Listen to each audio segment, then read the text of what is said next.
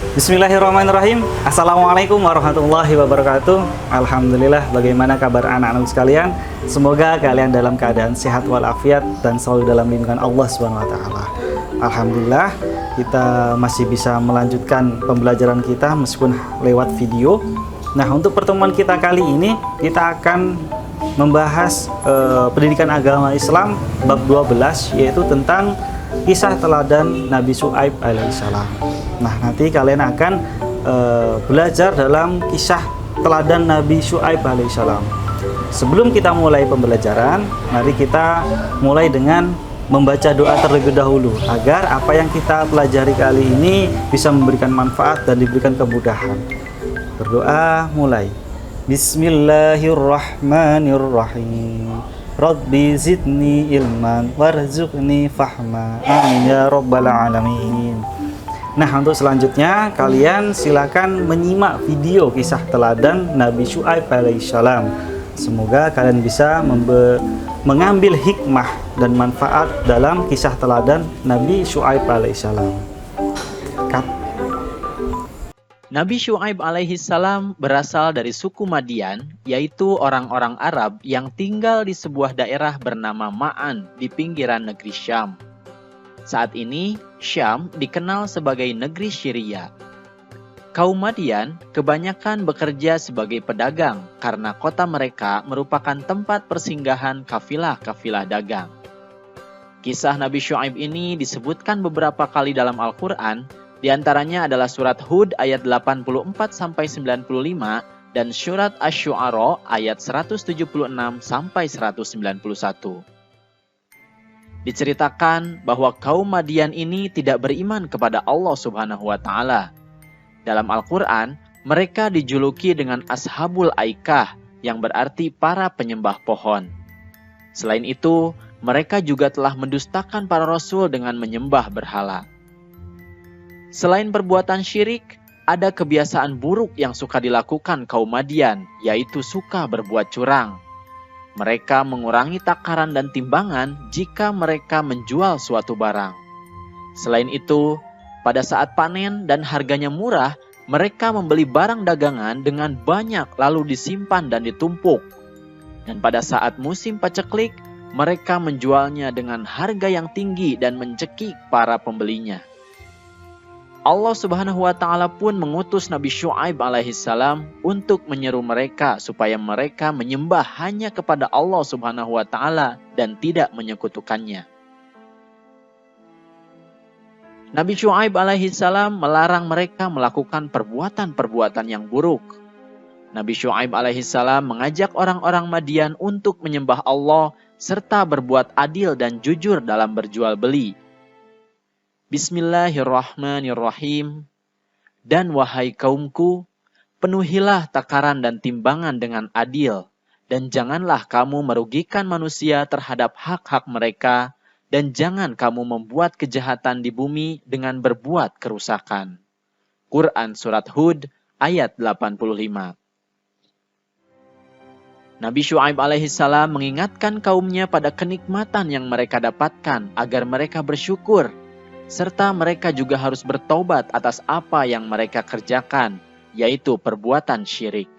Kaum Nabi Syuaib, yaitu penduduk Madian, tetap tidak mau mengikuti ajakannya.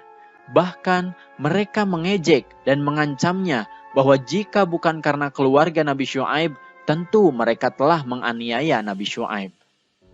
Nabi Syuaib pun berkata, Bismillahirrahmanirrahim. Dan wahai kaumku, berbuatlah menurut kemampuanmu, sesungguhnya aku pun berbuat pula. Kelak, kamu akan mengetahui siapa yang akan ditimpa azab yang menghinakan dan siapa yang berdusta. Dan tunggulah, sesungguhnya aku bersamamu adalah orang yang menunggu. Quran Surat Hud ayat 93. Kaum Madian benar-benar ingkar.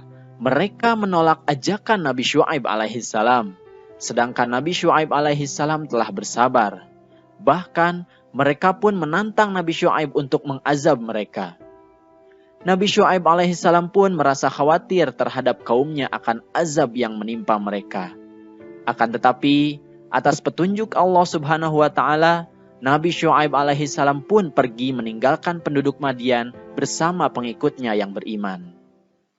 Setelah beberapa hari Nabi Syuaib pergi, Allah Subhanahu wa taala pun membinasakan kaum Madian. Mereka disambar oleh petir yang sangat keras disertai dengan gempa yang sangat dahsyat sehingga mereka pun mati bergelimpangan.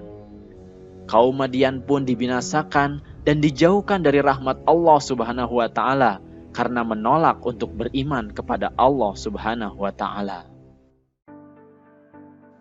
Nah, adik-adik, itulah tadi kisah keteladanan dari Nabi Syuaib alaihissalam. Ada beberapa keteladanan yang bisa kita ambil dari kisah tersebut. Yang pertama adalah kita harus senantiasa berbuat jujur, baik dalam perkataan maupun perbuatan. Nah, kita harus adil dalam berdagang dan tidak boleh mengurangi berat timbangan.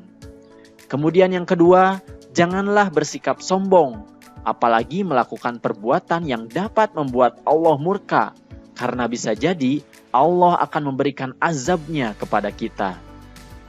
Kemudian yang ketiga, kita harus taat kepada Allah. Karena dengan taat dan bertakwa kepadanya, insya Allah kita akan dijauhkan dari segala mara bahaya. Alhamdulillah, bagaimana anak-anak sekalian? Setelah kalian menyimak video kisah tentang kisah teladan Nabi Syuaib alaihissalam. Nah, tentunya kalian sudah mengambil beberapa hikmah yang bisa kalian ambil dari kisah teladan Nabi Syuaib alaihissalam. Nah, Pak Firman ingatkan kembali, ada beberapa hikmah yang bisa kita ambil dari kisah teladan Nabi Syuaib alaihissalam. Yang pertama adalah kita harus selalu taat kepada Allah Subhanahu wa taala, yaitu dengan cara menjalankan semua perintah Allah dan menjauhi semua larangan Allah Subhanahu wa taala. Nah, kemudian manfaat yang kedua yaitu adalah amal ma'ruf nahi mungkar, yaitu kita harus menyerukan kebenaran, harus menyampaikan kebenaran kepada semua orang. Nah, kemudian manfaat yang ketiga yaitu yaitu kita harus berani mengatakan kebenaran, ya, meskipun itu sukar, meskipun itu sulit, kita harus berani menyampaikan hal kebenaran. Nah, itu adalah beberapa hal yang bisa kita ambil dari kisah teladan Nabi Syuaib alaihissalam. Semoga kalian bisa mengamalkan dalam kehidupan kalian sehari-hari. Sekian dari Pak Firman. Mari kita akhiri dengan bacaan hamdalah dan doa kafaratul majelis. Alhamdulillahi rabbil alamin. Subhanakallahumma wa bihamdika asyhadu an la ilaha illa anta astaghfiruka wa atubu ilaik. Pak Firman akhiri. Assalamualaikum warahmatullahi wabarakatuh.